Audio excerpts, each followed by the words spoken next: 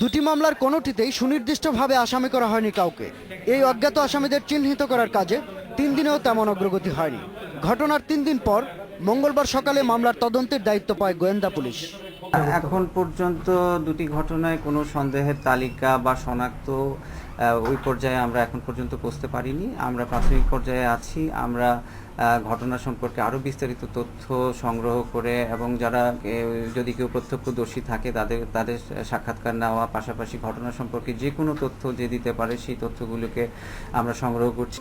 শনিবার দুপুরে লালমাটিয়ায় প্রকাশনা সংস্থা শুদ্ধস্বরের কার্যালয়ে প্রকাশক আহমেদুর রশিদ চৌধুরী টুটুল সহ 3 জনকে কুপিয়ে জখম করে হামলাকারীরা। কয়েক ঘন্টা পর আজিজ সুপারমার্কেটের 3য় তলায় জাগৃতি প্রকাশনের কার্যালয়ে পাওয়া যায় প্রকাশক দীপনের রক্তাক্ত মরদেহ।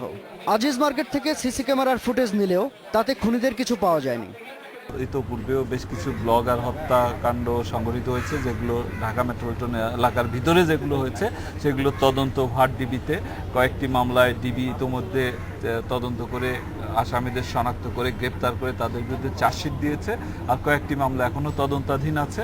তো সেই অভিজ্ঞতাকে কাজে লাগিয়ে আমরা এই ঘটনা দুটিরও তদন্ত করে প্রকৃত আসামিদের শনাক্ত করে তাদের আইনের আওতায় নিয়ে আসার কাজটি করছি।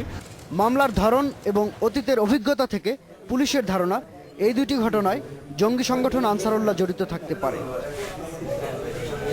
শাহাদাত স্বপন, ইন্ডিপেন্ডেন্ট নিউজ, ঢাকা।